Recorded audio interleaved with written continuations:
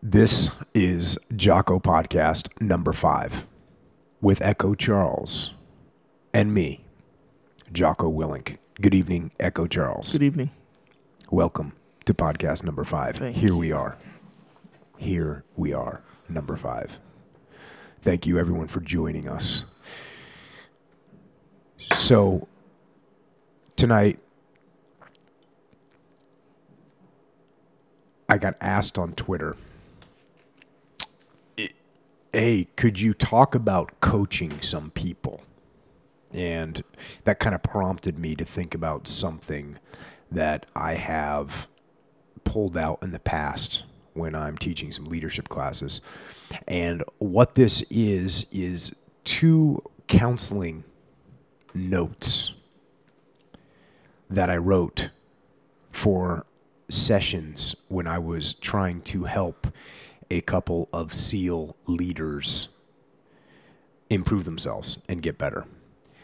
And the first one was for a SEAL that was a buddy of mine and who was a little bit junior to me, just a little bit junior than me in rank. But, you know, because I was a prior enlisted SEAL, I had actually been in the SEAL teams for a much longer time. And this guy was a great leader, great guy, and very passionate about doing a solid job and very passionate about the SEAL teams, which is an awesome thing to see. And with that passion, and I've said this before, sometimes your strength can be your weakness, and sometimes he would get a little bit too passionate about stuff and a little bit emotional and be a little bit easy to read. And so I was in a meeting with him, and I kind of saw how he was acting, and I saw how other people were reacting to him. And so when I saw that, I kind of sat down and just put some words on paper to let him know that he had a little area of improvement. And what's good about this is, you know, I was the detached person. So I was able to sit outside the situation and just watch and see, oh, that he's not coming across the way he thinks he's coming across. And so I'm going to start off with that one. This is pretty positive. Echo, question. When you say put words on paper, is that like an official thing? You know, like when you get written up at work or something, it's like, here's your official warning. Right. This one was not. This was just a bro saying, hey, man, here's some tips. Almost like a DL note almost. Yeah, DL note. Yep. Yeah, this is a DL note. Note on the DL. So what's interesting is there's in the SEAL teams, there's not a lot of writing up in this capacity. So if somebody has a safety violation where they do something unsafe, that gets written up immediately. But this type of thing is a little bit, you know, because normally you're just trying to bring someone along and help them out and improve their leadership. You know, it's just mentoring. So a lot of times that you don't need to document when you're trying to help out your buddies. The reason, that's why I'm kind of lucky here. I forget what it was, but I went to a meeting, he was in it, and I kind of forget the situation. But for whatever reason, I wrote this down, and I think I sent it to him and said, hey, let's talk about this later, but just wanted to give you this stuff, you know, now. And so I'm kind of lucky that I wrote it down. Is kind of like in the spirit of organization. Yeah, and just I think it was more of just I couldn't talk to him immediately for whatever reason, and so I just sent him an email and said, hey, bro, just or I like left it on his desk. I forget if it was digital. It was probably email. But so here we go. And there's some interesting comments in here, and that's why I think I saved it, and that's why I think it's good conversation. So here we go. Here's my note to a SEAL leader that is a buddy trying to move along his leadership paradigm. And here we go. 1, leadership is getting people to do things. This is a form of manipulation. So right there, I use this word that everybody hates, manipulation.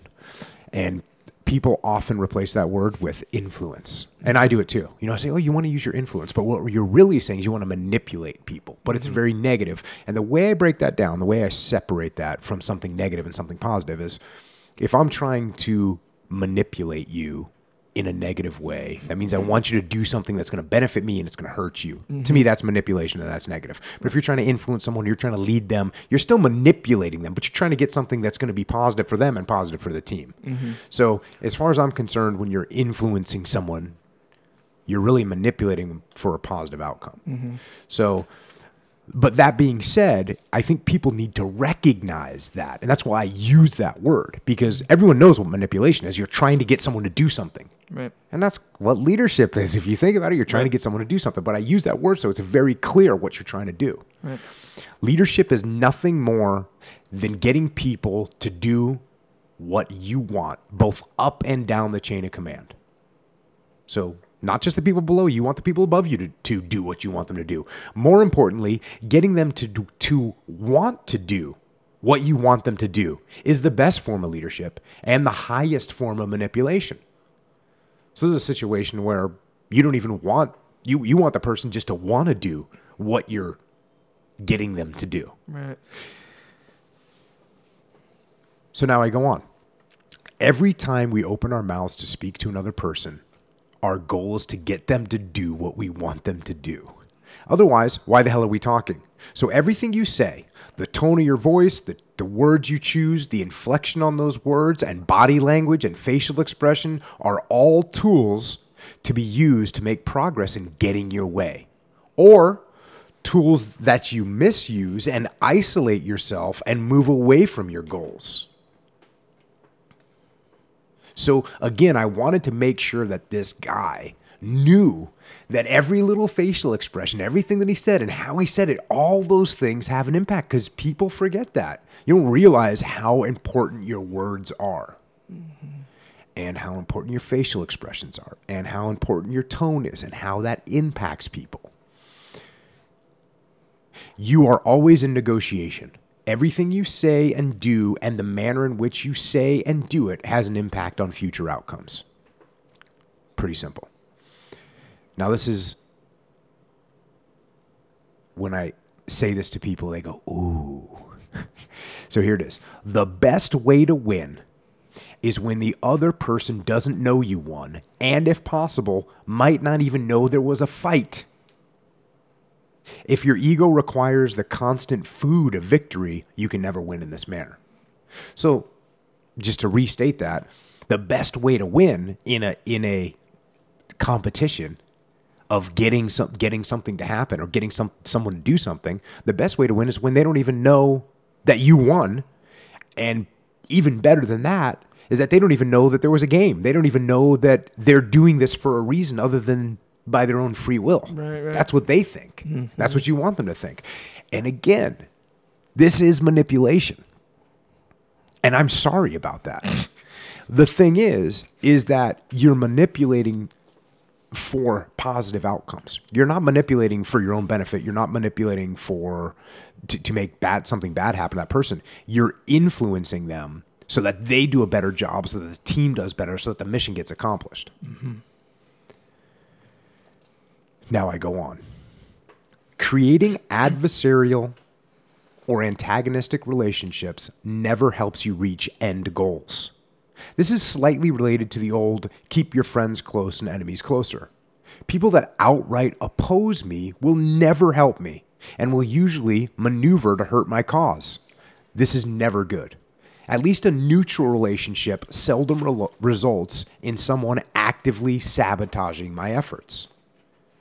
So it's really easy to get in adversarial relationships.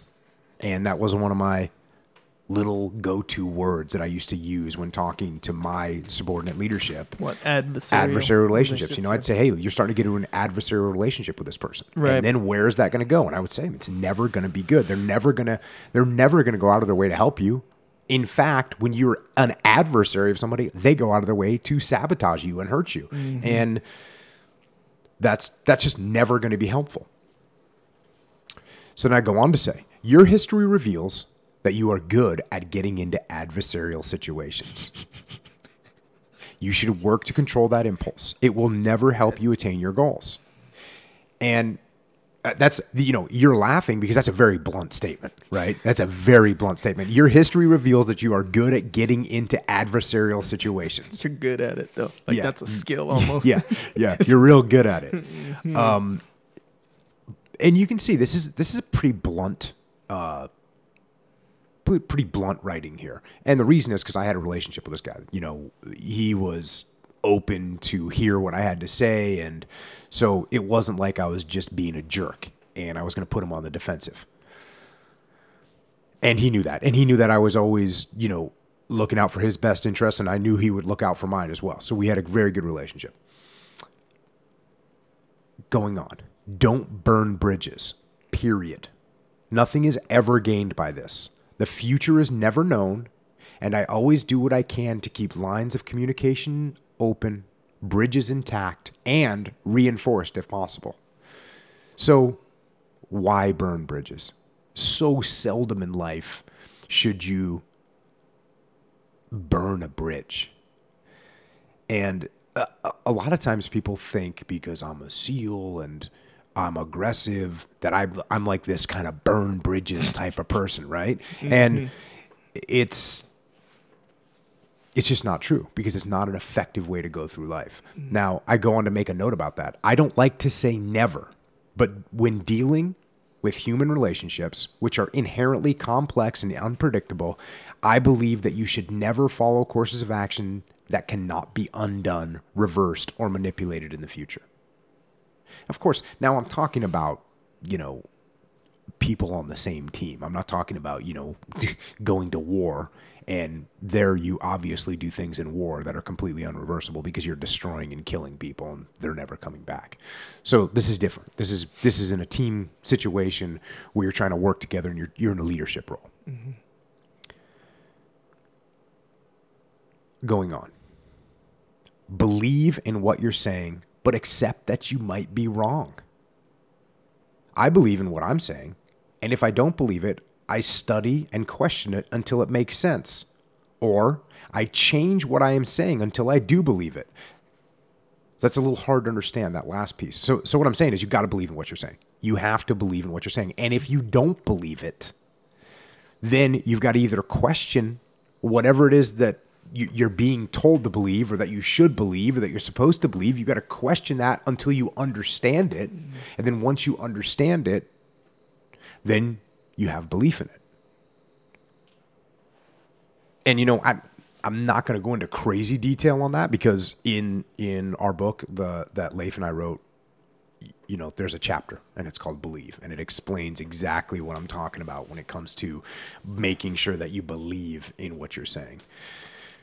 But I think the point that I was focused on here was more that sometimes you're wrong, and you have to be able to admit when you're wrong. And I go on to kind of go into some detail here. If I'm wrong, I look forward to admitting it, because it gives the opportunity to advertise being humble and open-minded.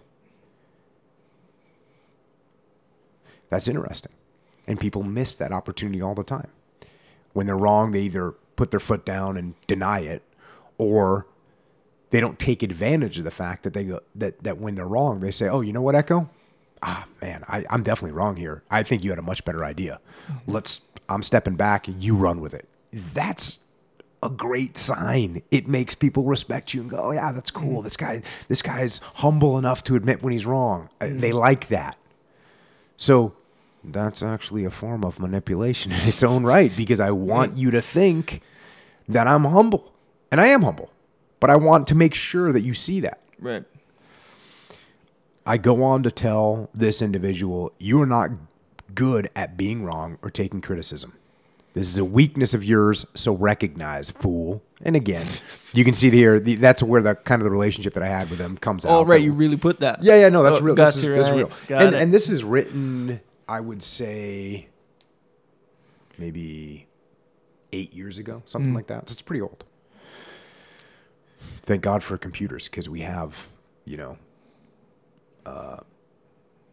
records of things. Right. You saved it. Right. Control S, yeah, for sure. Now I go on. Think strategic. You will win and lose daily battles all the time. If you flaunt your victories, which you do, they hurt you strategically. If you sulk in your defeats, which you also do, it hurts you strategically. This is wrong. Winning in daily battles gives you the opportunity to deflect credit, show your humbleness in victory, and show your ability to lead, which all help you in the long-term fight to achieve your goals. Losing a battle gives you the opportunity to generously cede your position, to admit you're wrong, which both display humbleness and display your ability to follow. So people in every business, in every job, in life, in your house, you win and lose little battles all the time. Mm-hmm. And deciding which ones are worth fighting for, number one. And then when you do win them, how do you act? And then when you lose them, how do you act? Mm-hmm. And all of these, the winning and the losing is not as important as how you act upon winning or losing, and how you continue to influence the situation. Even though you might have lost, you do it in such a way that you show humility and you open up, you show your open mind, and it makes the person, you build your relationship with them. Mm-hmm. So winning or losing is not important. What's important is how you react to winning and losing. Yeah. Like when you, like when you say you're sorry, right? You know, like if two people are in a relationship or even friends, mm-hmm. and get into an argument, fight, whatever, about whatever. And one person, they don't want to say they're sorry, you know, because it'll show that I was wrong, or it'll show that I lost the argument, or show that my points weren't valid, or whatever they think. Yeah. But when you say sorry, and for real, say sorry. Don't be like, well, I'm sorry if you were offended. Don't say that kind of stuff. Don't be like, okay, I'm sorry. Don't say it like that. Right. Like really mean it. And when you can do that, you know, consistently, it'll be any future argument, it'll start to break down that barrier of defense. You know, so the person, the people, both of them won't go into it thinking, okay, I gotta mount this defense against this person. Now it can be a little bit more of a fair problem-solving situation, more so than this argument, me against you, because they trust they're not gonna, you know, get attacked if they show weakness or whatever. If they're like, oh, you know what, I know I made a mistake. You demonstrate by saying sorry. You demonstrated that you're not going to go and turn up the heat when they start showing that weakness. It's like, okay, you can solve problems a lot more easy. That's thinking strategic. Right. Speaking to people, going on here. Speaking to people. Oh wait, going back. I say you have a bad tendency to get caught up in tactical battles. You expend effort and ammunition, receive wounds, and tear yourself up when you should be thinking strategically. And that kind of goes to what you were just saying, where people will get all angry and they'll hurt their relationship. Why? Because they want to win this meaningless battle. Right. Meaningless battle. So detach yourself. When you start feeling that anger, that aggression, that frustration, detach yourself and ask yourself, well, what am I really arguing about? What is happening right here? Mm-hmm. Why am I getting worked up? You probably shouldn't be. Now I go on to speaking to people. Well, literally speaking to people. Treat everyone with respect from E1 to O10. E1 in the military is the lowest ranking person. O10, an officer. 10 is the highest. That would be an admiral or a general. The E1 is the seaman recruit. He's the lowest ranking person. So I'm saying treat everyone with respect. Mm-hmm. Speak with humility. This disarms people and is one of the best forms of manipulation.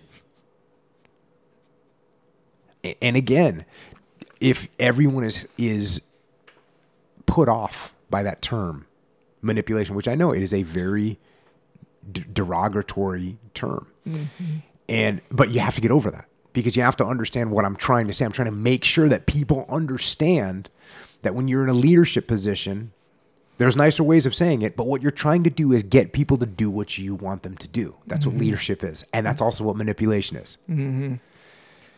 Disarmed people are open to suggestion. Overconfidence and condescending tone, which is common for you, causes defenses to go up and people to get defensive. So the minute you come in and you start being overconfident or talking to people in a condescending manner, they get defensive. And all of a sudden, they're not really listening. That being said, subtle confidence and believing in what you are saying, as noted above, allow people to also believe in what you are saying and that they trust in your judgment and leadership. However, do not speak as if you know things your opponent does not. That offends everyone, especially SEALs. So you never like talk to people as if you know something that they don't, because it offends people. It offends me. It offends everybody. It's impossible not to be offended by that. It makes you feel stupid. You get defensive. So you've got to say things in a manner that you don't sound like I know it and you don't. Right. Your rank means nothing in an argument. Pulling rank in any way is defeat. So the minute I have to say, Echo, I outrank you, therefore I'm right, means my argument didn't make sense. It should be able to stand on its own 2 feet. Right. And similar to that, and this is something we saw a lot in the SEAL teams, and you see it a lot in the business world as well. It's similar to rank. It's the experience. It's pulling the experience card. Right. Pulling the experience card is weak. Arguments should be able to stand on their own without needing to be backed up by the way we did it in Baghdad, the way we did it in Ramadi, the way we did it in Afghanistan, or whatever the case may be. You shouldn't need to say that. Now, you can cite an example, but that shouldn't be the basis of your argument. Right. And we see that in the business world where someone will say, well, we've been through this before. Right. And, well, why did you go through it before? Then why are we going through it again if you went through it before? Maybe you did something wrong. But that's a tendency that people have. And in the business world, you end up with people that have been in a specific industry for 20, 30, 40 years. And so it's very easy for them just to fall back on well, this is the way we've done it before. I've seen this a million times. I've always done it. I've done this before. I've been through this before. You've heard all these examples. Yeah. It's what people do. Also, like if they're in some kind of debate or argument about, I don't know, whatever, solar system, they'll be like, oh, I have a college degree. Almost like my argument is better than yours, regardless of what it is, because I have that college degree. Yeah, I have an example of that where a young SEAL was feeling as if he was being disrespected about that he didn't know very much. He's a pretty new SEAL. And he fell back on the argument of exactly what you just said. It was like, I have a degree in problem solving or something along the line. I've been to classes on problem solving. That was his reason why people should listen to him. Right. Which is not a good card to pull out. No. In any situation, and definitely not in the SEAL teams. Yeah. Hey, I've been to a class on problem solving. You need to listen to me. Wait a second. Why don't you just present your solution? Right. And then let it stand on its own 2 feet, because if you're so good at problem solving, then you must have a wonderful solution. Yeah, you took that class for sure, man. But yes, it's the same thing. So to close this thing out, I said, anyway, those are some thoughts.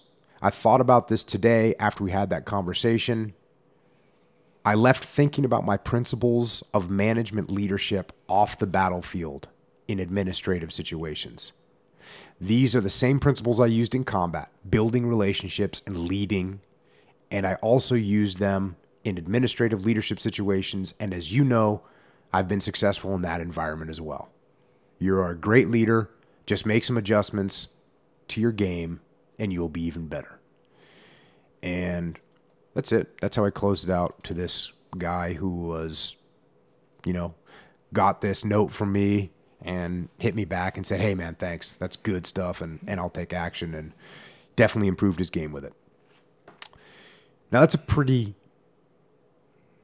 nice counseling session or nice attempt to help somebody. Now, this next example that I'm going to go through is somebody that was on his last legs. He was in a leadership position, and he was having some significant problems. Now, he was an inexperienced guy, and for some unknown reason, he was cocky, he was arrogant, he was failing as a leader, and he'd been through multiple verbal counselings like I talked about. And you asked me, do we write people up? I mean, the SEAL teams, for writing somebody up for a leadership problem, they've been counseled numerous times verbally, because you don't expect, it's not that hard. It's not that hard to say, hey, make this adjustment. The guy goes, oh yeah, okay, I didn't see that I was doing that. The only time you end up with someone that, You have to actually write it down is when someone starts getting to a point where you say, okay, this person's job is now in jeopardy. Mm-hmm. And this is, again, thanks to technology, I saved this. Thanks to technology. Yeah. So here we go. Seldom do I have to do this. Most guys listen and adjust and get better and move on. My cadre, meaning the training crew that I had, my cadre and your leadership asked that I talk to you. And it is my job and my duty and my responsibility to try and make squared away tactical SEAL leaders. Know this. I have personally worked with and seen all kinds of platoon commanders with all kinds of personalities. If you count my previous experience in platoons and training cell and as an enlisted man, the number is pretty big. I've done 7 deployments, serving in every spot from the youngest E3 new guy to the oldest and the task unit commander. That being said, I'm not that good at anything, but I am a hard worker. I don't like to waste my time with people that don't appear to have the desire to be better SEALs, and you don't appear to have a desire to improve yourself, despite your history, which includes the following. Getting bad fit reps. So fit reps is short for fitness reports, and that's basically an evaluation. And this guy had really bad evaluations. Just like general evaluation, not like fitness stuff. Like well, it's fitness. Fitness is like one block, but there'll be a block on leadership. There'll be a block on tactical knowledge. So there's all these blocks, and he had bad fitness reports, bad evaluations. Yeah. Getting sent to a staff billet as a junior officer. So they took him, and instead of putting him in a SEAL platoon, they had him in some administrative job, which is a big signal. Sometimes they'll do that in between tours or after you do an assistant platoon commander tour. They'll give you a tour like that to expand your knowledge, but he just got put straight into that. So that wasn't good. And finally, having a horrible reputation in the teams, which this individual certainly did have. Now, I go on and say, I didn't take this into account when looking at you as a SEAL officer and as a man. I don't care what people say. I judge people on what I see with my own eyes. At first, I thought you were just another alpha male SEAL that rubs people the wrong way. No big deal. There are plenty of SEALs like that. I usually like them. Most of my true friends fall into that category. And that was one of the things about this guy. You know, he was like a big guy and he was pretty aggressive. And I thought to myself just what I said. I thought, okay, you know what? Maybe he's rubbing the people the wrong way and people are a little intimidated by that. As time passed, I began to see something different. This is what I see. You are insecure about something. I don't know what, but it forces you to act arrogant and come across as selfish.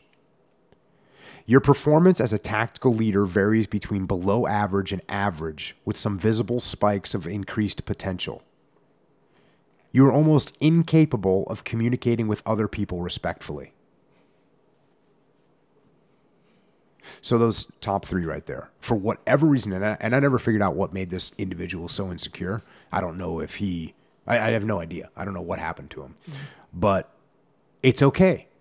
We have insecurities. We get intimidated. We feel like we have to overprove ourselves. It's okay. These things happen. You just make adjustments. That's all you got to do. You got to make some adjustments. You got to realize that you're not communicating with people respectfully. And when somebody tells you that you're not, you got to question, what do I sound like? Maybe you pull out a recorder and listen to yourself. Mm-hmm. You have some good ideas. You have some good ideas from time to time, but you act as if you know everything all the time. Your ability to elevate your presence to that of a respected leader of men on the battlefield and in garrison is almost non-existent.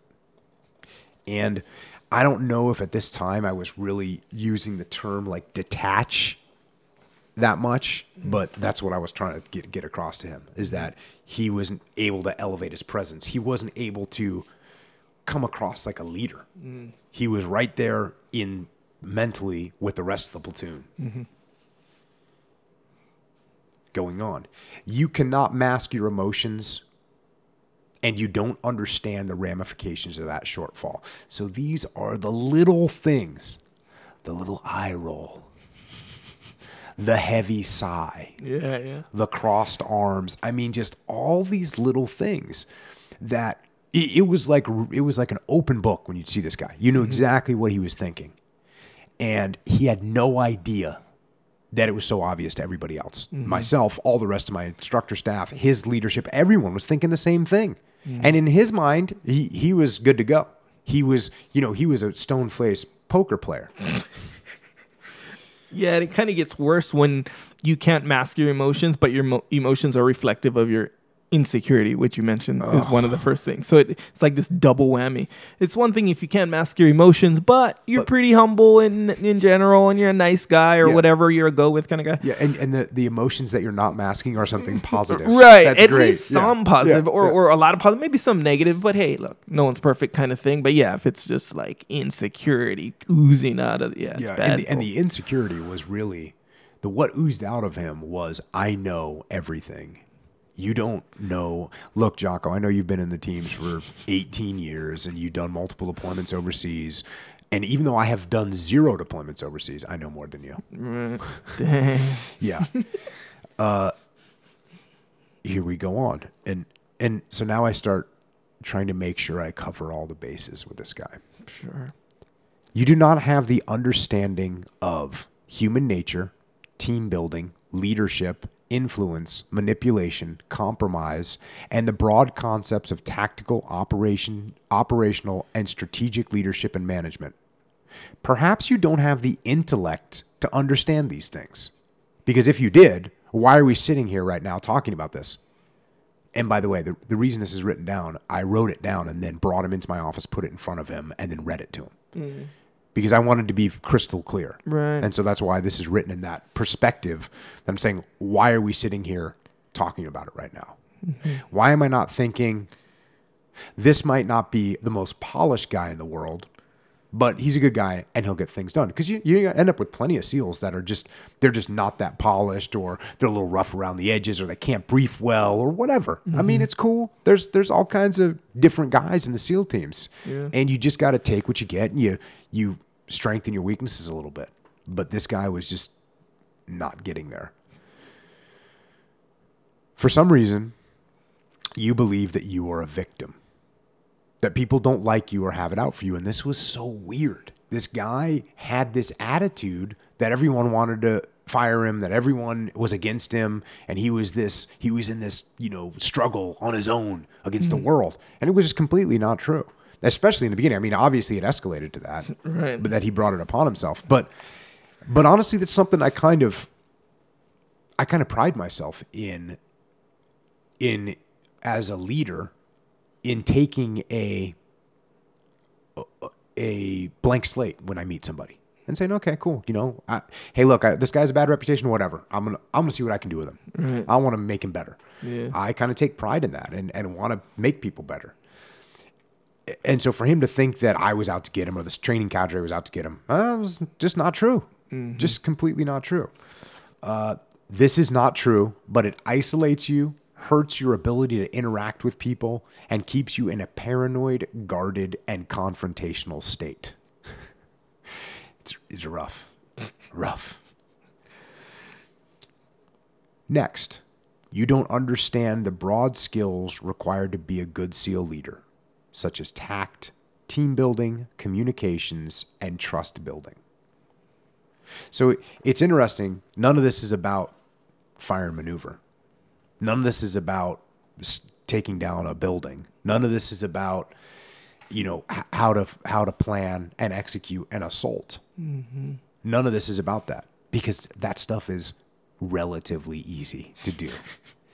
And what we would 99.9% of the time when we fire a leader, it had nothing to do with their tactical prowess. It had to do with them as a leader. Now, them as a leader would affect the tactical outcome of operations for sure. But that wouldn't be the key component of their failings. The key component of their failings would be their arrogance. Going on. You do not understand the burden of command. You do not understand the influence you have on your men. This is a big one.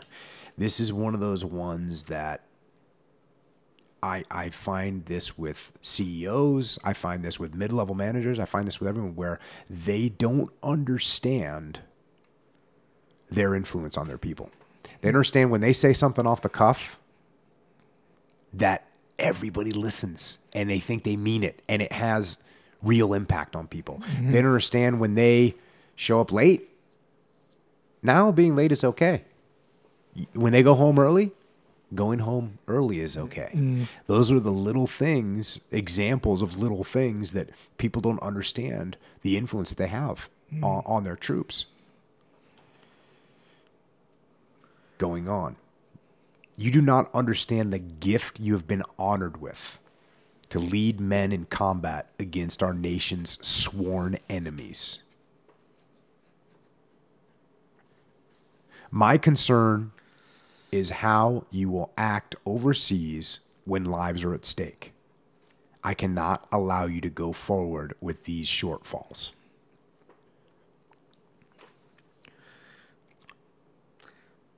And that is something that in the SEAL teams, so in the SEAL teams, people think, well, if someone's no good, you just fire them and that's it. And it's actually not true. You know, you have to have good reason and document what issues they're having. And the other thing is that's really harsh about firing someone in the SEAL teams is when you fire someone in the SEAL teams, you're ruining their life. It's their dream to be a SEAL. Now they're not going to be a SEAL anymore. Their paycheck, their retirement. I mean, they've got plans. They're counting on this. So when you fire someone in the SEAL teams, it can be a devastating career blow and it can really ruin someone's life. Now, there are times where we go, hey, you know what? This guy's going to be okay. We need to push him back a little while. We need to recycle him. He'll be able to come back and he'll get better and he just needs to learn more. That happens as well. But in this type of situation, this guy was already with a bad reputation. This was going to be, if he got fired from this job, this was going to be a death sentence for his career. So when you fire someone from the SEAL teams, they're not out of the military. It depends on the situation. It depends on, yeah. Sometimes they'll get a lot of times the officers will be removed from the military. The enlisted guys might go to the regular Navy, right, which is a harsh punishment for a guy that's been in the SEAL teams. That in the SEAL teams you have quite a bit of freedom. You get more money. You're doing some job that you really like, and then all of a sudden you're not doing a job that you really like, and that can be a severe form of punishment as well. Is it like going to the minors from the major league? No, baseball? It's just a totally different job. It's like going from baseball to something completely different. I mean, it's going from baseball to doing accounting, or from baseball to going to construction, because the regular Navy has regular jobs that are like that. There's accounting jobs, there's building jobs, there's, technical jobs. So it's like going from a job that's like a sport, which is the SEAL teams, going into a job that's more of a job. But it's not like a dishonorable discharge situation. No, not unless the guys. And it's interesting. I remember I was on a ship one time, and the waves were big, and it was cold, and we were launching off this ship in the middle of the night, and there was this regular Navy guy, a first class bosun's mate, which means he ran the deck operations of the ships and putting boats in the water, and it was all stormy and dark, and we're on these little boats out in the middle of the ocean. We're about to go launch. And the guy says to me, man, I would never want your job. And that's what he was thinking. And I looked back at him and I said, well, that's good, because I would never want yours either, because I would never want to be, stuck on a ship and doing that kind of work. But we both had jobs that we liked, right. Yeah. And everyone's got jobs they like. But so when a person's in the SEAL teams, though, and they're getting put to a job, it's normally a job that they don't really like.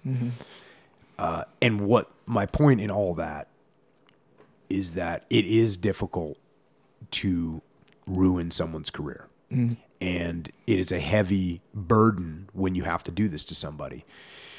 That being said, you're going to send these people, especially a person in a leadership position, they're going to be overseas and responsible for people's lives you have got to do the right thing. Yeah. And I say that to business leaders now. You know, you've got to do everything you can to mentor someone. And that's actually how I know you've done everything you can to mentor and get someone along, because when you fire them, you shouldn't feel guilty about it. Mm. And when a leader says, oh, really, I feel bad about firing this person, okay, then that means you haven't done everything you can to mentor them. Because if you have and they still fail, well, then they're incapable of doing the job. And they need to go find a different job, or they need to get put in a different position. That's just the facts. Right. But if you've done everything you can and they can't do it, then, yeah, they need to move on. But when you go, oh, I feel bad about getting rid of this person, it's because you haven't had this conversation that I'm having with this guy right here. Right. The laying it out and saying, here's what you're doing wrong. Here's how you need to fix it. This is what the expectations are. And if you don't meet them, you're not going to be here. Right. You need to clearly understand that. Yeah, it really puts it into perspective, right? On that last item there. One, when you said, my concern is how you would act overseas when lives are at stake. Mm-hmm. Like, that really puts it into perspective. Yep. Really looking at it in a lighthearted kind of way, you can kind of compare this to, let's say, you know, when you're in kindergarten, you get a report card or whatever, and then at the end, if you're a kid like this guy, you get a little note at the end says, does not play well with others. Right. And you're like, all right, you know, he doesn't, he's whatever. This, especially this is the adult version of that, but times it by like 10, and it sums it up right here with that last one, like when lives are at stake. And that's exactly what was going on. So here I tried to give this guy corrective measures, is what I called it. Corrective measures. Number 1, be humble. And we get asked all the time, what's the most important characteristic of a leader? And Leif and I will say all the time, humility. And if you're not humble, then how can you look at yourself and say, I need to do stuff better? How can you look at your team and say, we need to get better? Mm-hmm. How can you look at your enemy and say, I better respect them? Mm-hmm. If you don't have that humility, you're going to fail there. So my first corrective action to this guy, be humble. Number 2, truly and deeply accept the fact that you have some serious personality defects that you need to immediately put in check and over the long term completely fix. So I was very concerned that this guy was going to sit there and nod his head. Mm-hmm. Yep. Okay. Yep. Sorry. But not truly and deeply accept the fact that he had these issues. Because there's a big difference between nodding your head and saying, I got you, sir. Okay, sir. Yep. Yes, sir. I'm gonna do better. There's a big difference between that and going home, looking in the mirror and saying, I've got some serious problems that I need to fix. Going on. Understand that the criticism you are hearing from me is not mine alone, but also my staff's and your leadership's as well. I've also heard this from other people outside your command. Your reputation is horrible. Again, I wanted to make sure that he didn't think this was just Jocko being hostile. Mm-hmm. I wanted him to realize it was my entire staff and his leadership that was being hostile. Going on. Corrective measure. Embrace and contemplate the solemn responsibility of being a SEAL officer about to lead men into battle and possibly to their deaths. Embrace the burden of command. This is one that, for me, was very disturbing to see because I had led men into battle and I had my guys get killed. So to have him with this attitude where I could see that didn't occur in his brain. He didn't understand that these guys that he's supposed to be in charge of, he's going to be asking them to do things that can get him killed. And I don't think he understood that. Mm. The burden of command, that's the burden of command. That's that heavy responsibility. And yes, in combat, It means guys getting wounded or getting killed, and that is a heavy burden. But I will tell you, in the business world, when you've got people's jobs at stake, when you've got the profitability or the survival of a company at stake, and dozens or hundreds or thousands of people may or may not have a job if you don't do your job correctly as a leader, that is a heavy burden as well.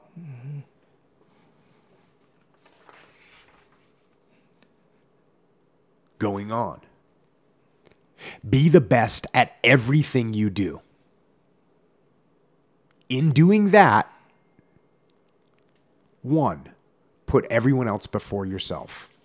Push away compliments, shift them to your peers and your men. Accept responsibility of failure and shortfalls only, for in them is the improvement and growth. So this is actually a conversation we had on one of our earlier podcasts. Any compliments, success, you shift that to your peers and your men. You accept the responsibility for the failures and the shortfalls. And again, if you don't accept the responsibility for those failures and shortfalls, how are they ever going to get fixed? The answer is they're not.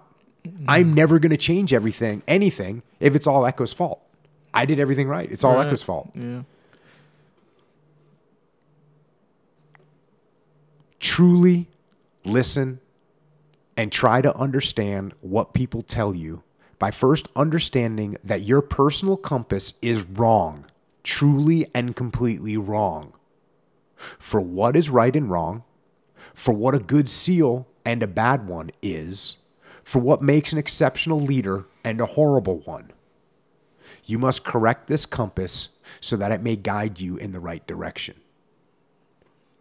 And my point with this was that I think in his mind, his vision of what a quote-unquote good SEAL was, I think he thought he was being it. Mm-hmm. And I had to explain to him that he was wrong. He did not understand what a good SEAL was. He did not understand what an exceptional leader was. He just did not understand it. You must correct this compass so that it may guide you in the right direction.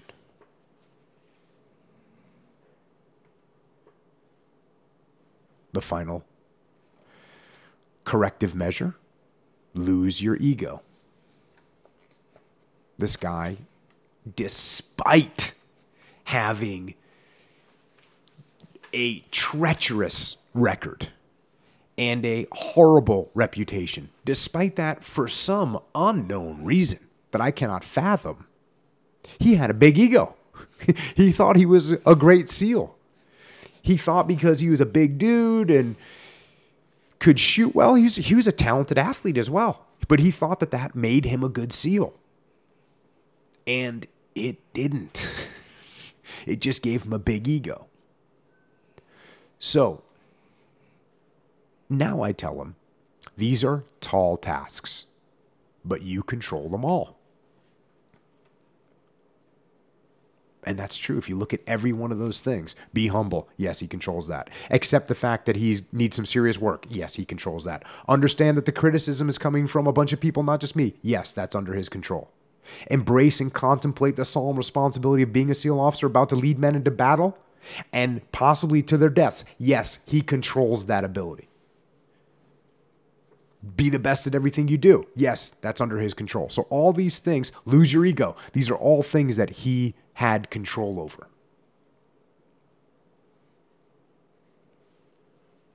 We need good, aggressive leaders in the SEAL teams.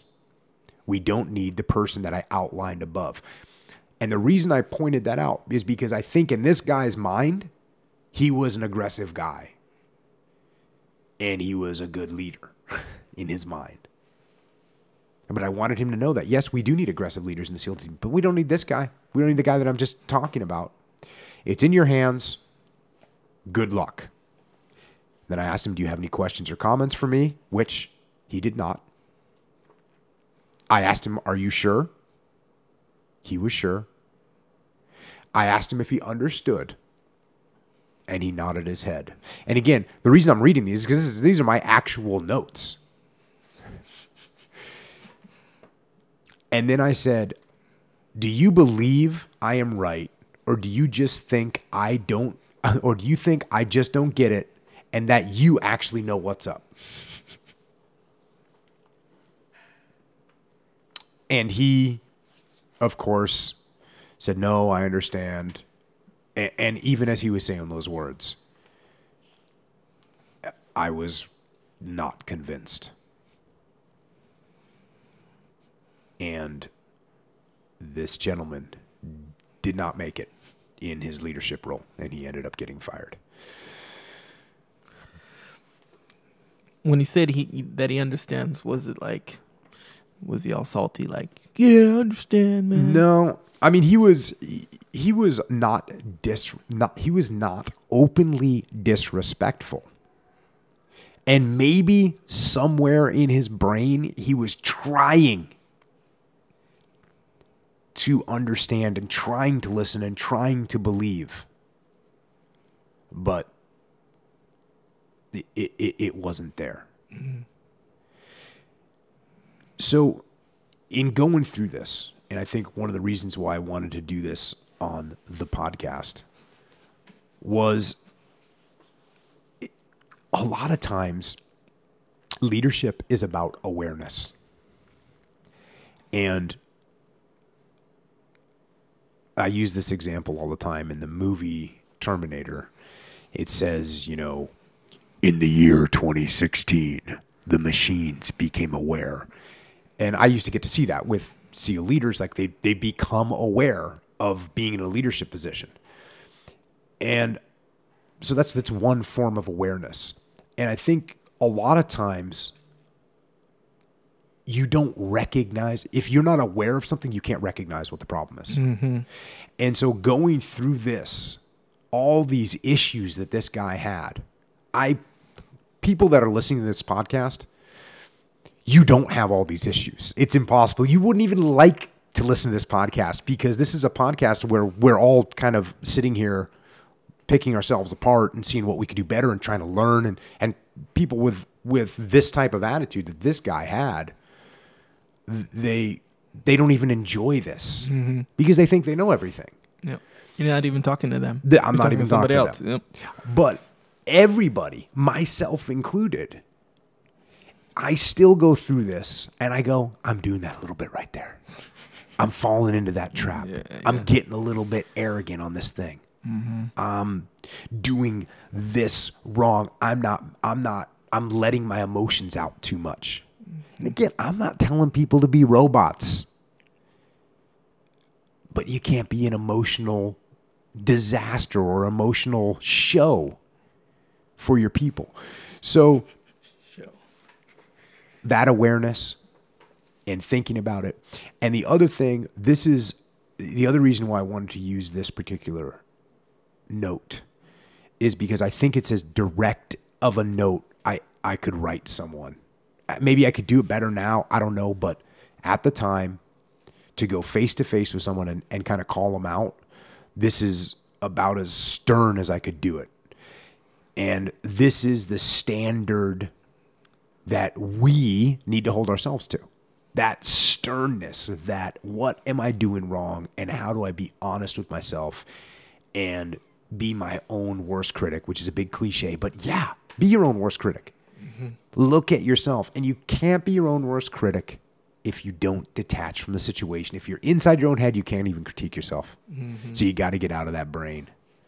And that's going to be a common theme for not just for this show, not just for this podcast, but forever.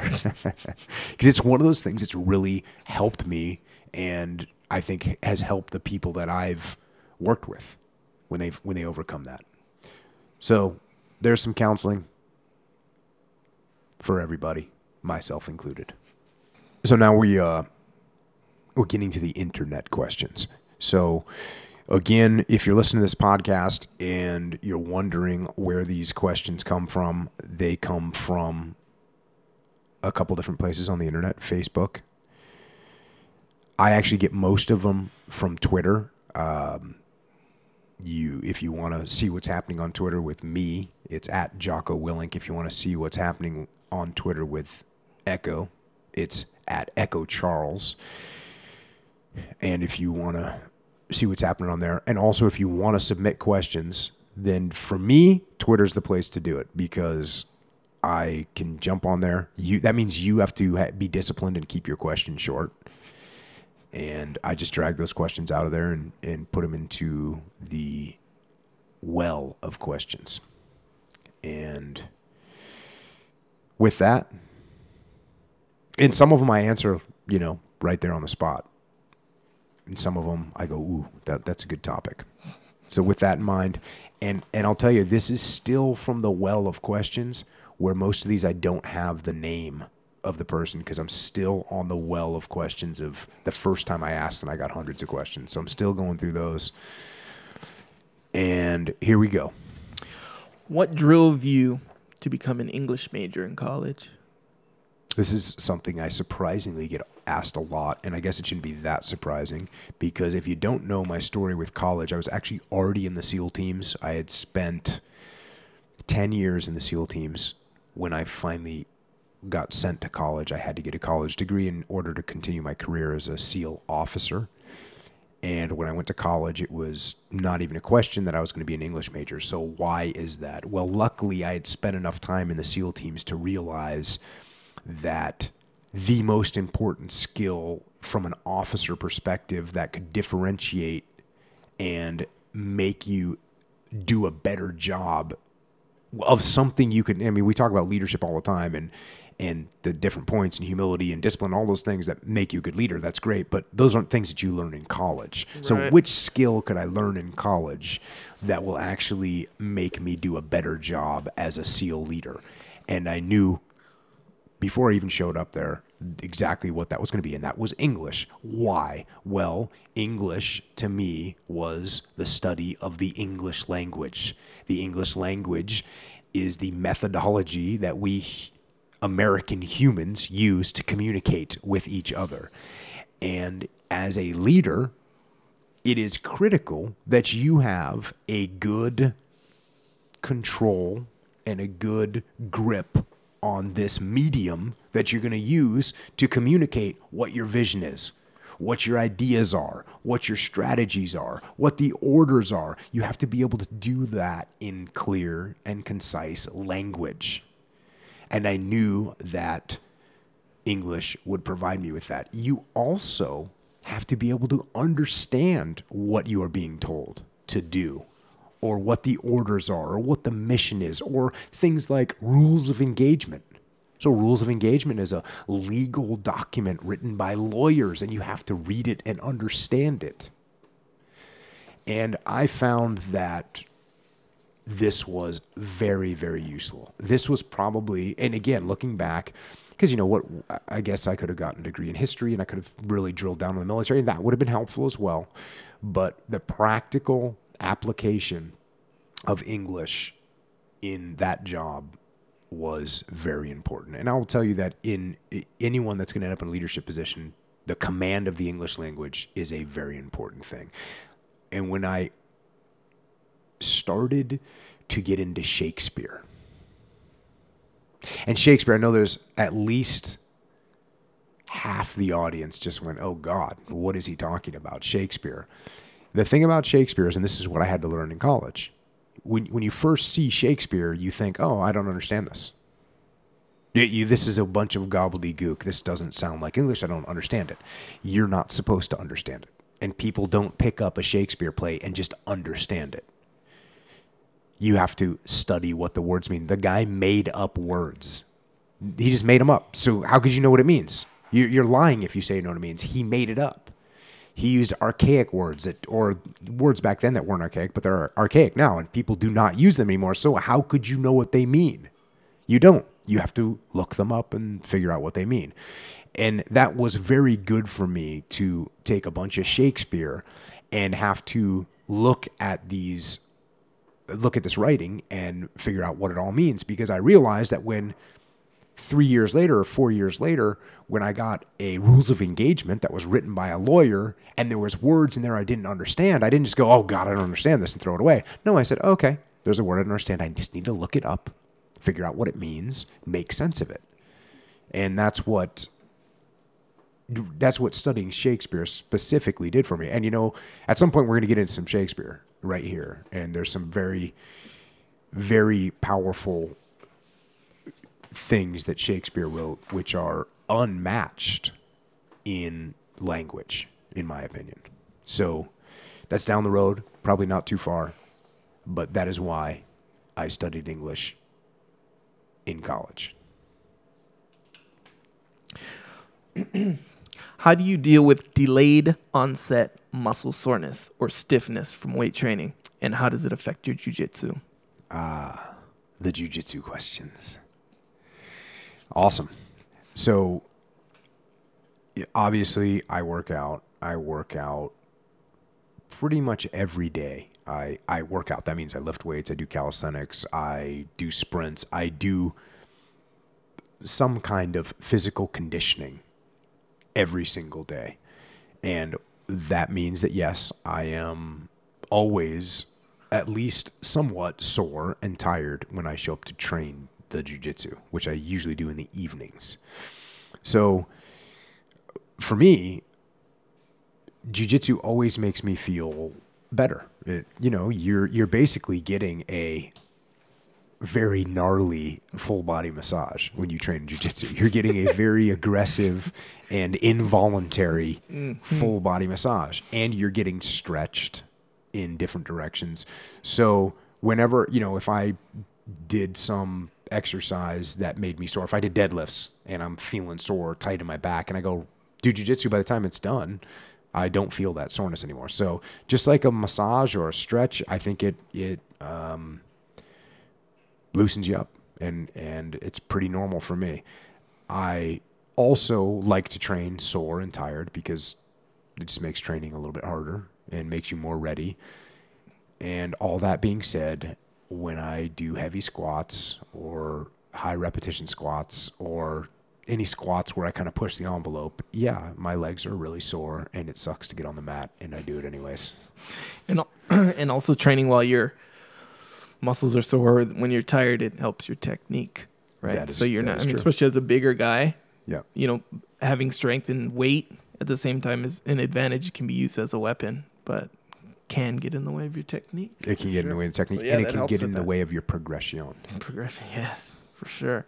You might be speaking from a standpoint of someone who's in good condition, by the way, because I would say that for most people, I would argue, for most people, it's not a full body massage. It doesn't loosen you up. It makes you more sore. Yes, and you know what? That's a good point. And beyond the fact, you actually are right on more points than you know. Because beyond the fact that, yes, I am in fairly good condition because I do work out every day. Also, jiu-jitsu for me, because I am experienced, is generally not a 100% physical war like you have when you're not quite as experienced. Right. And if you watch, when I'm rolling with guys, all my training partners, they're all good guys too. So we're training for, an hour, and we can do it. It's not because we're in that much better condition. It's just that we're that much more relaxed and we're relying more on technique. So that's a good point. And I could see where in the early days. Now, that being said, I trained this way the whole time that I've trained. Mm-hmm. So even when I was a spaz crazy, white belt warrior, I still worked out every day. Mm-hmm. And when I was a blue belt training super hard, I still worked out every day. So I was going down the path that you were right, but now I'm going to renege on that and say that you're wrong. And you just need to work out, get on the mat, loosen it up, and keep training. Well, yeah, I think in the grand scheme of things, you'd be more loose, yeah. But we're talking about delayed onset muscle soreness. I would argue that most people after training jiu-jitsu, unless it is like just a light like roll, but if you're doing just, I don't know, your normal jiu-jitsu guy,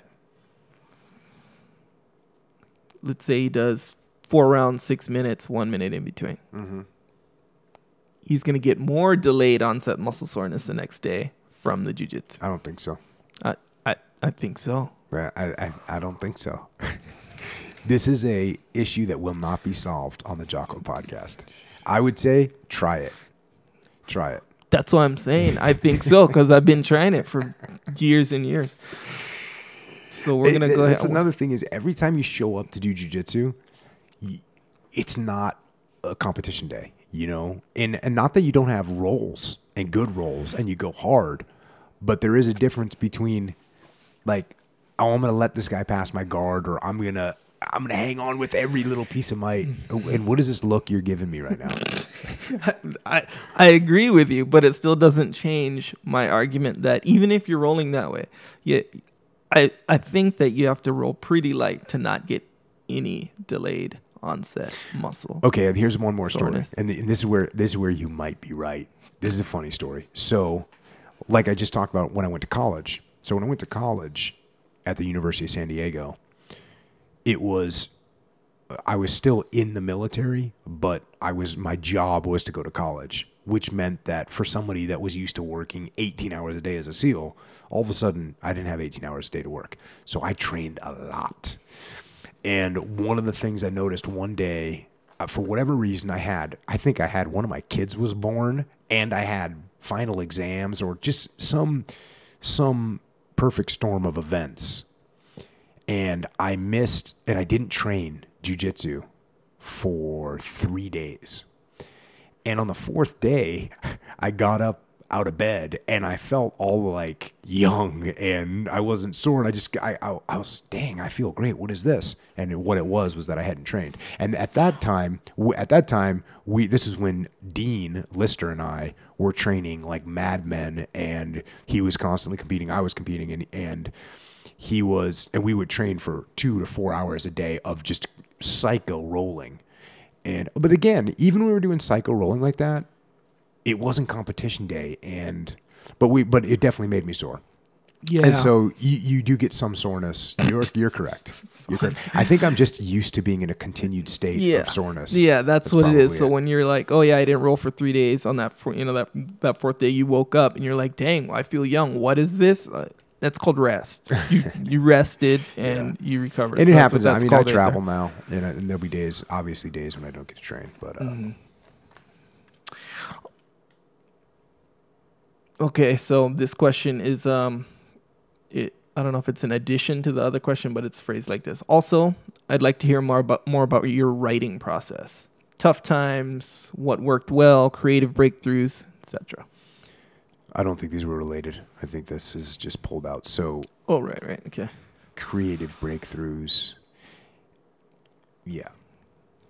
So, first of all, if to go specifically on how I wrote this book, and you could probably apply this to any kind of task that you're looking at doing, but the first thing we did, and Leif and I wrote this book together, the first thing we did was we outlined the book and what the chapters were about and what the stories inside the chapters. So we both knew what the chapter was. And then we said, and if you haven't read the book, I wrote half the chapters and he wrote half the chapters. So we didn't write it together and try and mind meld the whole thing. Now, the intro we wrote together, and the outro, or whatever it's called, we wrote together. And that was cool. We just edited it because it was both of us talking. But we didn't have to try and mind meld or come to agreement on the rest of it. We just wrote separate chapters. And so what I did was once we knew what the chapters were, once we knew what they were going to be about, then I wrote 1,000 words a day, no matter what. I was very busy at the time. I was doing some big contracts. I was super busy, and I knew that I had to do it in chunks. And I also know that my attention span I can force it, but it's not fun. So 1,000 words took me about an hour, like 50 minutes to an hour. So every day, no matter what, I sat down, and I ended up writing about 60,000 words. So it took me, I think it was 55,000 words. It took me 55 days. 55 days straight, and my draft was done. And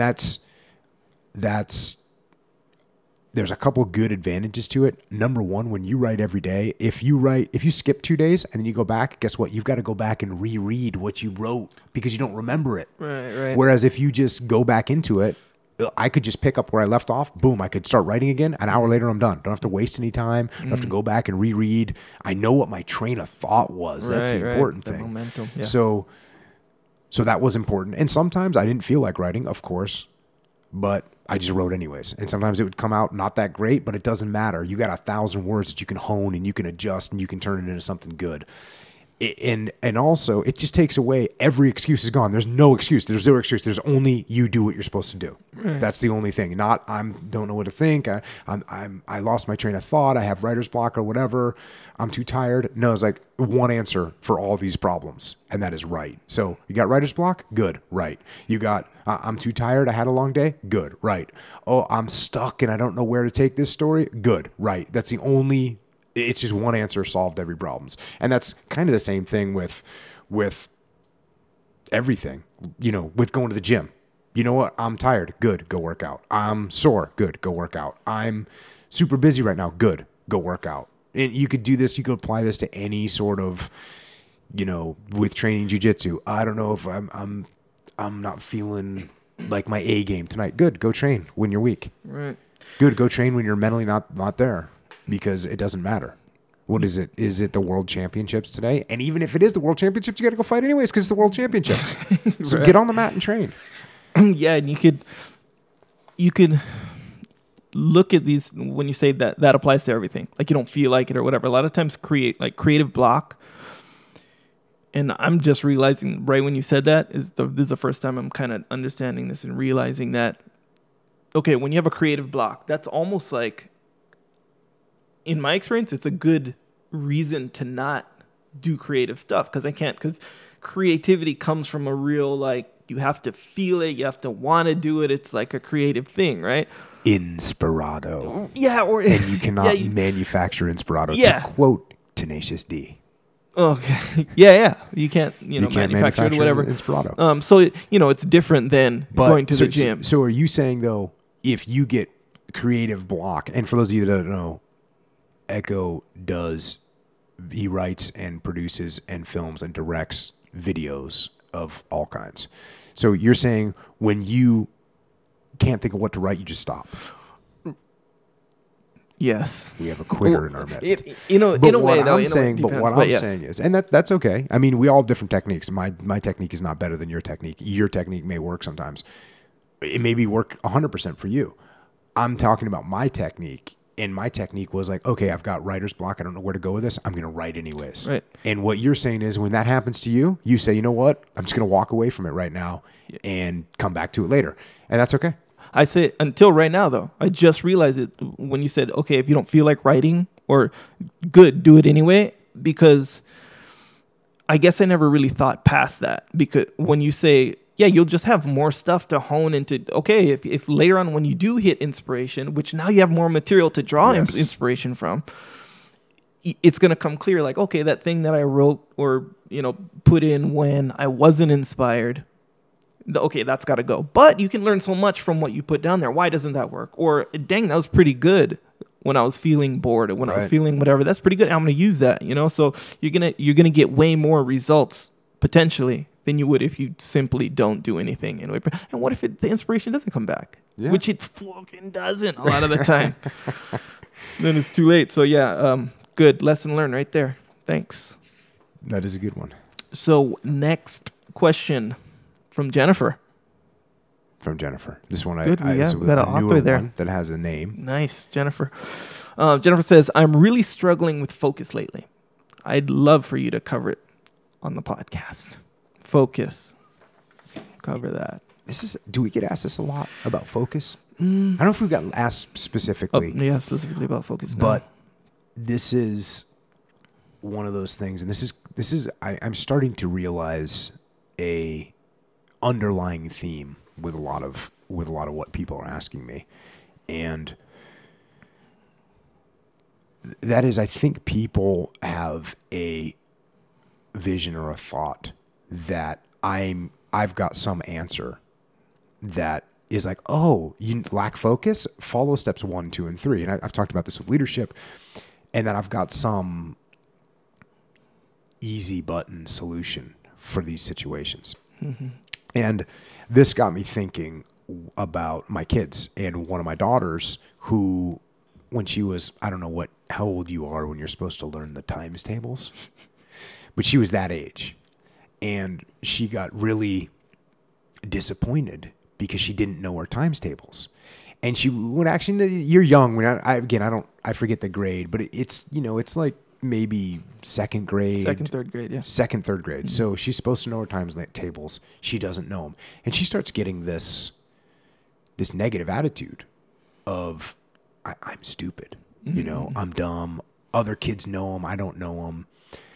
And I just said, oh, well, have you studied them? And she hadn't studied them. She'd sat in class when they would go over them, and she'd picked up 50 or 60 or maybe even 70% of them. Mm-hmm. But, there's some hard ones in there, right? 12 times 12. 12 times 12 is a tough one. Sometimes, there's some tricky ones in there that she didn't know. And so I said, oh, well, you need to study them. And then you'll know them. So, we made the flashcards, and she studied them, and all of a sudden she knew them. And then she realized that you have to practice these things, and you have to put effort into them. Mm-hmm. It's the same thing with sports. You'll get the kid that says, I'm not any good at baseball. Well, you don't spend any time practicing it. Right. And so it's the same thing with focus. It takes effort. I don't wake up in the morning, flip a switch, and then become focused. When I was just talking about writing this book that we wrote, I didn't go, okay, flip the switch for focus. I'm going to do 1,000 words right now. No. I just sit down and go, okay, listen, idiot, this is your job. You need to do it. Get it done. Mm-hmm. Another funny story is in the SEAL teams, we have these helmets, or we had them. We've modified them since, but we had these helmets, and underneath the helmets, you would wear this headset that your radio headphones would go into. So when you're in the SEAL teams, you're out on the battlefield, you got to talk to different people, and you've got to have a radio, and you've got nice, almost, I guess it would be, to describe it, it's like a Bose noise canceling headset for all practical purposes, but it's durable, and you wear that underneath your helmet. And if you're in a leadership position, sometimes you have one group of people talking into one ear, and the other one might be the air frequency, so you can hear the aircraft talking. So you got all this stuff going on inside your head. And that's tricky and kind of a pain. But what was really painful was the way they made these headsets. They didn't fit right. So they were very painful. And they actually squeezed your head. So when you put your headset on, and then you put your helmet on over it, and it actually squeezed your head. And it was very, very uncomfortable. It gave you a headache. It just wasn't fun at all. It sucked.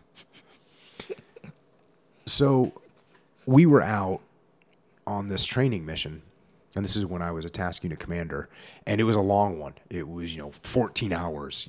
We were out there on this target, and we were securing it, and we were holding it, and we were searching it, and doing all this stuff. It took a long time. And about 8 hours into it, one of the junior officers came up to me, and he says, have you kept your helmet on this whole time?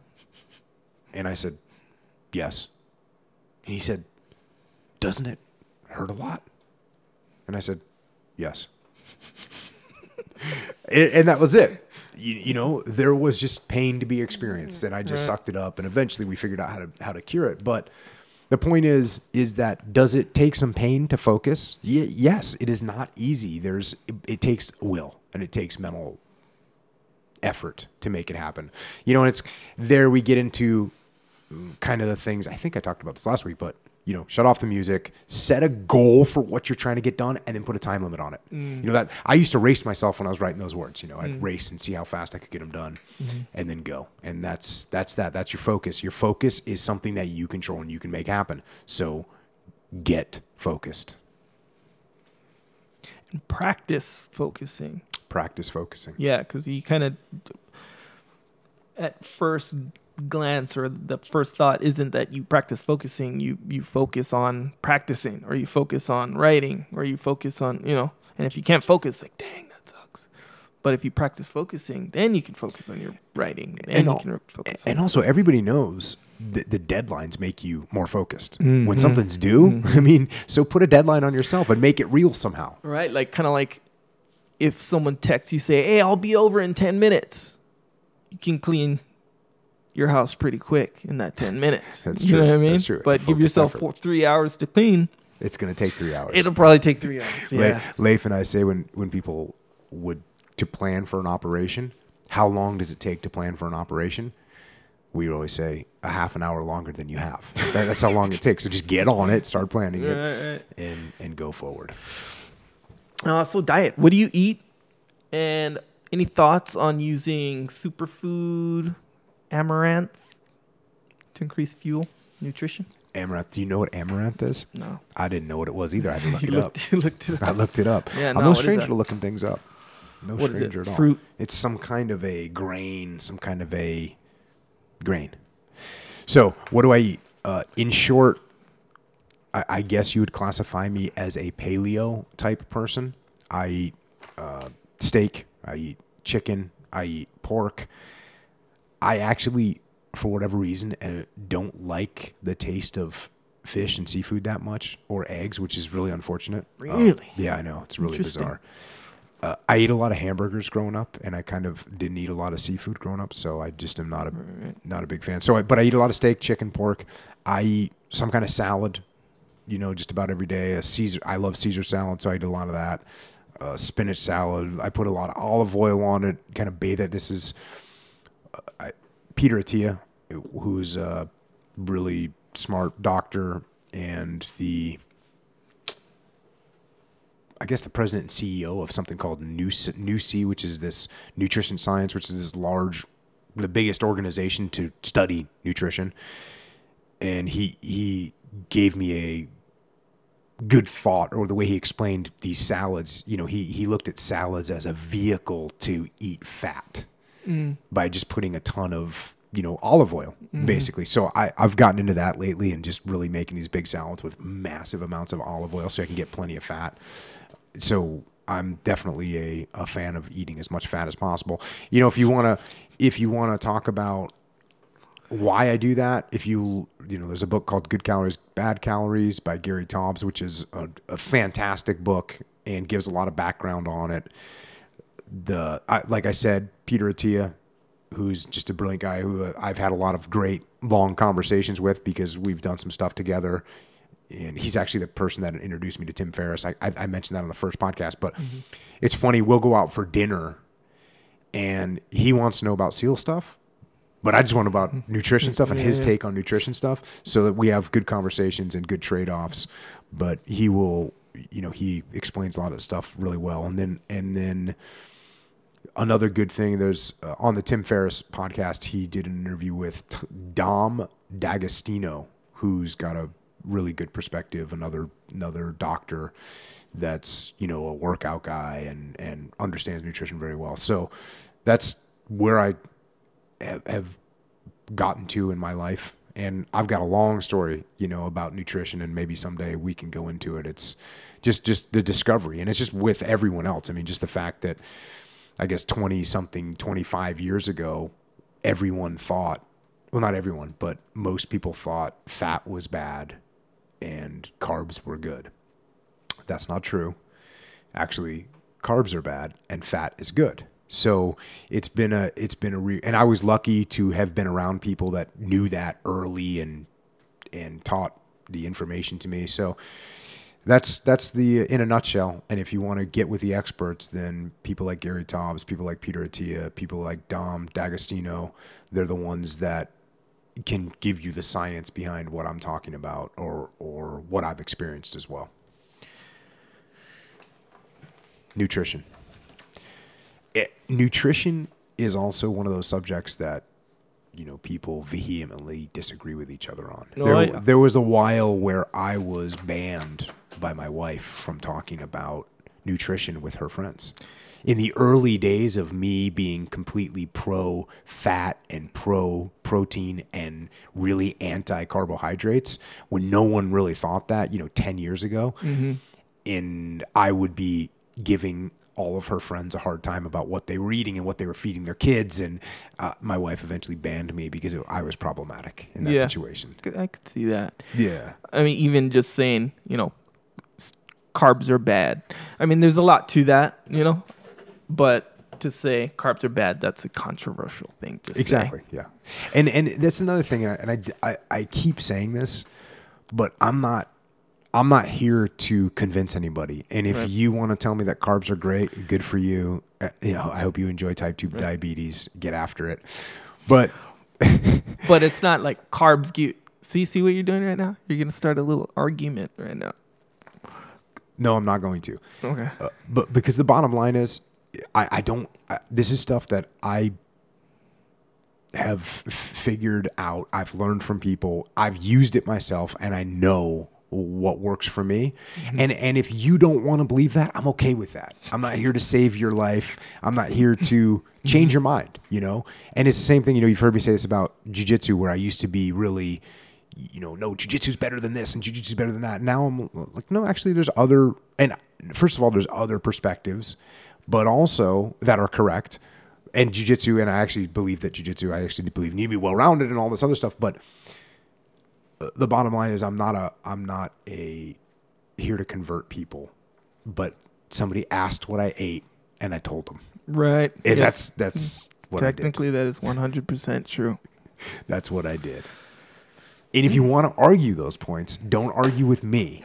Argue with Peter Attia, argue with Gary Tobes, argue with Dom D'Agostino, because those guys are, Peter and Dom are scientists and doctors, so they know and they will give you the facts, which I could give you, but I won't be do nearly as convincingly. Yeah. We're not gonna. Okay, next question. A couple of guys I'd like to hear your thoughts on. Richard Marcinko, and Henry Rollins. Marcinko and Rollins. So let's start off with Dick Marcinko, Demo Dick Marcinko, who, if you don't know who that is, he was a SEAL in Vietnam, a SEAL officer in Vietnam. He was the founder of SEAL Team 6. He created SEAL Team 6. He ended up getting in trouble with the Navy, and they kind of did a witch hunt on him, and he was eventually, he did a little bit of jail time. They found that he had falsified some travel records and maybe some money. They found stuff on him, but it was kind of trivial stuff that was trumped up. Mm-hmm. And they forced him out of the military, and he wrote a book in the early 90s, because it showed up in the SEAL teams right around when I got actually through BUD/S and into the SEAL teams. So it was sometime around 1990 or 1991.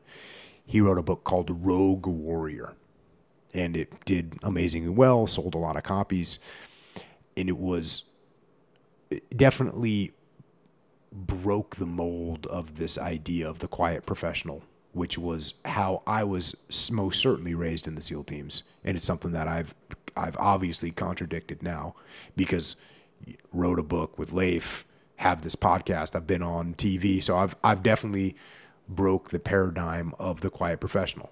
Mm. I absolutely try to respect the spirit of the quiet professional. And I'm not, even if the book that Leif and I wrote isn't a book about our triumphs and everything we did great, it's a book about what we learned usually from bad situations and humbling experience. That's what the book is about. And it's an effort to pass on leadership lessons learned that we learned in a humbling way. So there's that. But Richard Marcinko, from my perspective in the SEAL teams, and again, this was right when I came in, he was kind of the guy that broke this mold. And of course, there's been, dozens and dozens of quote-unquote SEAL books now. But he wrote the first one, very well received, and definitely got some flack from the SEAL community. And that is what it is. Now I worked for guys that worked for him, that literally were, he was their commanding officer. And I remember one of them, I said, to this one senior guy that had been a ton of experience, and I said, you worked for Marcinko. How was he? And he looked at me with no hesitation, said, best commanding officer I ever had.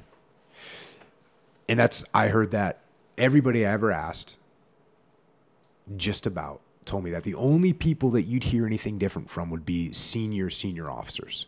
That he was, he'd be over the top. He didn't quite play the game. But there's no doubt about it. He was a tough guy. He was a hardcore guy. And the guys that worked for him respected him and liked him. The thing that I learned from him was seeing how that transition took place and how the thing that got him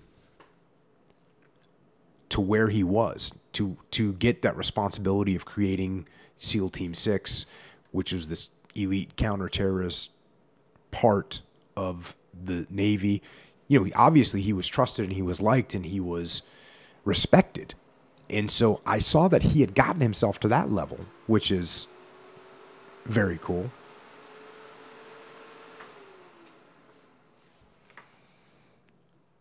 But I also saw, and again, this is a topic that comes up a lot, our strengths are often our biggest weaknesses. And so this kind of cowboy mentality, this aggressive mentality that he had, it got him there. But once he got there, it doesn't seem like he was able to rein that back in. Mm. And that is something that I became cognizant of. Because no doubt when I was a younger guy, when I was a young SEAL and then a young SEAL officer, I was definitely fairly cowboyish. And as I moved up the ranks, I recognized that I had to mature and I had to grow up and I had to do things differently. I couldn't do the same things that I did when I was a young platoon guy as I could. I had to tighten it up when I became a young officer, and then I became a platoon commander, and then I became a task unit commander, and I had to grow up, for lack of a better word. Mm. And looking back, I should have grown up even more, but you don't see that at the time. Mm. So that's something that I learned from Marcinko, even though I never worked for him, and I met him a handful of times, but never spent any actual time with him. But I have also seen this exact same thing with business leaders, with CEOs, especially with CEOs that come into a company that is not doing well. And there's only one kind of person that can turn that company around. Somebody with a dynamic personality, someone with a vision, someone that's going to kick down doors, somebody that's going to make things happen. And you see those guys go in there and they get that done. And they turn those companies around. And then the real test comes is, can they transition from being that cowboy to being that company person, to being that straight shooter, straight and narrow, that takes the company then from survival to thrive. Mm. And some of them make it and some of them don't. And I look at Dick Marcinko as a cautionary tale to everybody that comes up through the ranks and gets to that point where you need to take it to the next level, and how you have to change. What got you there is not going to be what keeps you there. You have to change and you have to adapt and grow. And so I think that's important to recognize, and it's important to constantly be looking around for examples and saying, okay, I saw what happened there, and try and push yourself forward. So that's my, I don't want to say my opinion, because it's not really my opinion. Those are my thoughts on Demo Dick Marcinko, the Rogue Warrior. The other one is Henry Rollins.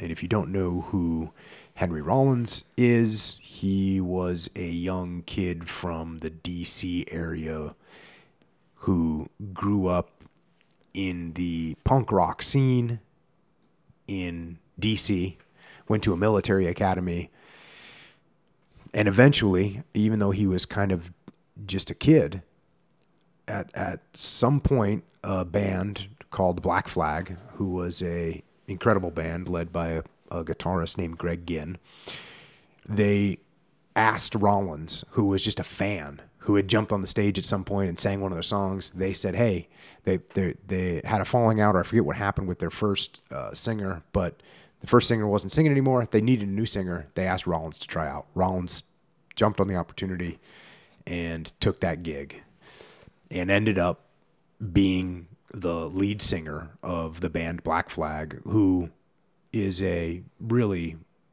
pivotal band in American rock and roll. And I think he took, Black Flag to a whole new level. And I've talked about this on Tim Ferriss, and I'll talk about it again. But there was an album called Black Flag, My War, which is an incredible album. And it's especially an incredible album. And for those of you that listen for those of you young'uns out there, the records used to come on a piece of vinyl, and there was two sides to it. Mm-hmm. And so this Black Flag album called My War had two sides to it. And the first side sounded fairly similar to what most of Black Flag sounded like prior to that, which is just sort of punk rock, fast beat, whatever. Side 2 was this slowed down, heavy, dredging, powerful music, and the whole side is like that. And that side of that album was on my record player when I was, 13 or 14 years old for like a year. That's all I listened to. And I really related to it because it just was something that this heavy, this introspective, this aggression and anger was something that when I heard it for the first time, I was like, oh, that's what I think. That's what my mind is filled with. And this was sort of the next thing that came after Black Sabbath for me, because Black Sabbath was the first thing I said, okay, that's heavy and that's dark, and I understand. I relate to that. The happy music that I was hearing, I didn't understand that. I didn't relate to it. That heavy stuff, when I heard that, this dark stuff, I related to it and I understood it, and it fueled me. And so Rollins, Black Flag, My War, Side 2 definitely had a big impact on me. And then from there, eventually he was out of Black Flag and he formed his own band. And they made an epic record, which is called Lifetime. Just again, this hit me at an age where, what was I, 16? And here comes this album called Lifetime that was very powerful, very raw, very hard. And I can't imagine a better sound coming into my ears when I was 15 or 16 years old than this album Lifetime. So myself and my buddies at the time, we were listening to Rollins. And again, these were songs about power. These were songs about, as a matter of fact, the cover of the Lifetime album was two hands gripping the earth. And it was, this message of, at least that's how I interpreted it. That's the thing you gotta remember. I was a kid and I'm hearing this stuff and I'm overlaying what my thoughts of the world are on top of it. It sounded aggressive to me. It sounded tough to me. And that's what my mind was like at the time. And so I put what I wanted it to, I made it what I wanted it to be. And to me, two hands holding the earth was a powerful symbol of, I'm going to take over the world. I'm going to control the world. I'm going to make things happen. Mm. So we actually, when I was a kid, we actually followed Rollins around, and we would, he'd play. This was in, I want to say this was like 88 or 89, but myself and my buddies we were all into Rollins, and we went and I probably saw him play 10 or 15 times on the Eastern Seaboard. Maybe it wasn't 10, maybe it was 10 times. Mm.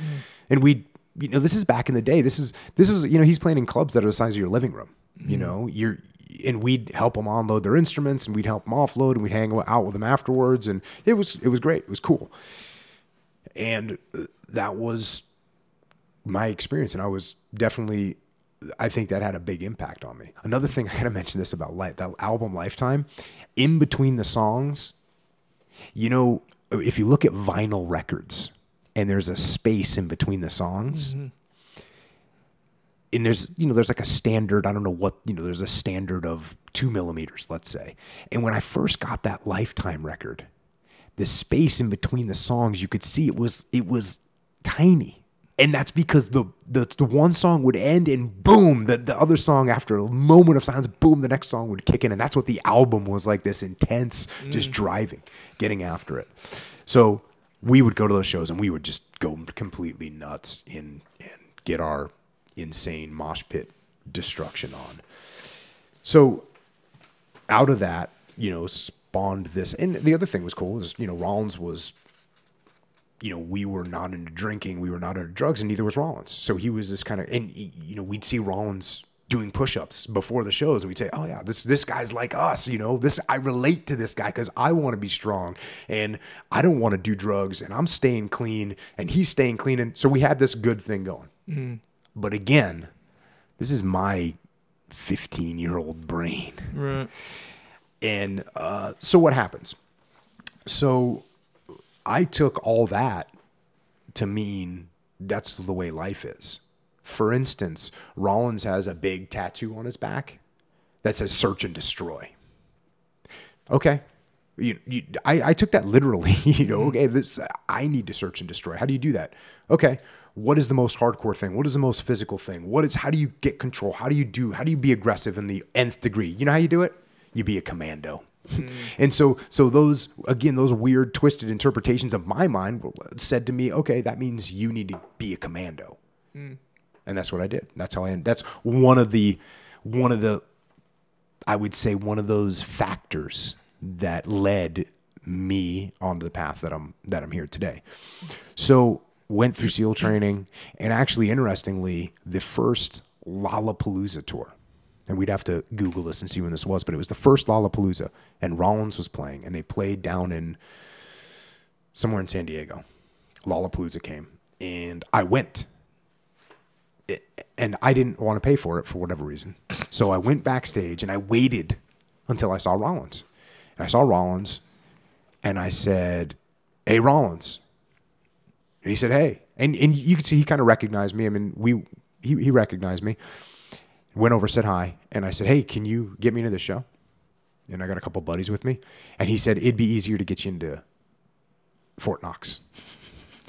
It was kind of weird because back in the day, we would sit there and hang out with him and help him load his van and walk right in. And it was just really cool to have that much interaction with somebody that you were into. I mean, you can't do that normally. Mm-hmm. And all of a sudden, there it was. Now he's in Lollapalooza, and even though he's on tour and he doesn't know anybody there, there's a guy there, me, and I can't get in. Mm-hmm.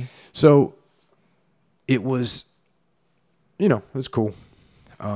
But it was definitely a sign to me that things were a little different now. Mm. And he had kind of made it, right? I guess he'd made it now. And he ended up having he had some bigger records that did better than Lifetime. But the way it kind of continues, the way this story continues is that Rollins was a guy when I was a kid that talked about Vietnam vets. And if you read any of his, he used to write books, and I'd read his books, and he would talk about Vietnam vets and how this guy taught him so much about discipline. And then he'd talk about, he had this tattoo, this search and destroy. And in his books or in his shows, he would talk about the violence and the fights and all these things. And he even talked about like missions. Remain calm, prepare to destroy. That's from a song. That's from a Henry Rollins song. Remain calm, prepare to destroy. So he kind of had this thing that I thought was cool when I was 14. And then I actually went and I did this stuff. I actually went and did the stuff that he had talked about and that he spent his career talking about. And so all of a sudden, this connection, this sort of, this connection that I had with him, all of a sudden it kind of faded because I looked at it from a different light, as it was no longer me looking at someone thinking, this guy's done this cool stuff. It was actually starting to look at him thinking he didn't do this cool stuff. And now I think when I see him now, and it's weird, I think he's about 10 years older than me, maybe 12 years older than me. So I can kind of see it's a little bit of a glimpse into the future, you know, because you see a guy that's certain years older than you, and you know what he looked like when he was 25, and you know what he looked like when he was 35 and 45, and now he's probably 55. And I can see what he looks like and what he did look like. So I see him now, and he seems to be a result of that life that he ended up with, which is Hollywood and kind of famous and kind of being in movies and being a rock star. And I don't have the same, like I said, connection that I did. But like I said, when I was a kid, when I was 13 years old, when I was 14 years old, when I was 15 years old, I definitely took some things from him and applied them to my life. And I'd love to meet up with him. I know he lives up in LA, and if at some point, Hank, if you're listening, let me know. Let's link up. We'll talk about the old times. But you know, I think that might even be something to close with is when you're dealing with people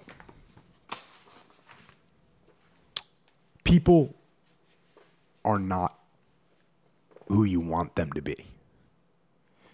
Your idols, the people that you look up to, the people that you think are cool, they're not. They're not that person. Kill your idols. Now, there's things that we can learn from people, but they aren't going to be what you think they are. They aren't going to be even what they should be. Those people, when you take them and you put them on a pedestal, they're not deserving of that pedestal. They're going to be faulted. They're going to be weak. They're going to be egomaniacal. They're going to be condescending. They're going to be all those negative things. They're going to be lazy. They're going to be entitled. They're going to be short-sighted. They're not going to be perfect. Far from it. And that's fine. That's okay. You learn from their weaknesses. And you learn from their strengths, of course. And you mimic them and you emulate them. But equally as important, you learn from their faults and you see what not to do. Because the bottom line is you can't control other people. I know we spent time tonight talking about manipulation and influence, but the bottom line is you can't control them. You can't make people be what you want them to be. The only person that you can control is you. You. And that's what you've got to focus on. Focus on you. Focus on making yourself who you want to be. Faster, smarter, stronger, more humble, less ego. Discipline your body so you can free your mind. Get up early and go get after it.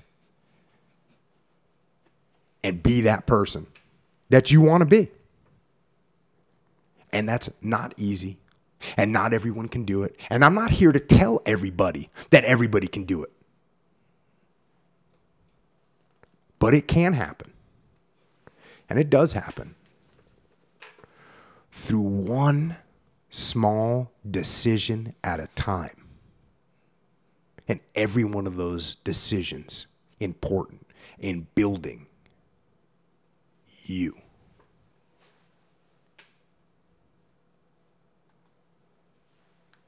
And that's all I've got for today. So to everyone out there, thanks for listening. Appreciate it. Thanks for subscribing. That's kind of how we know that people are listening. Thanks for reviewing. When you get the chance, let us know what you think and let the world know what you think. Spread the word. We want to keep doing these podcasts. So thanks. And most of all, to everyone out there, thank you for getting after it. This is Jocko. Until next time, out.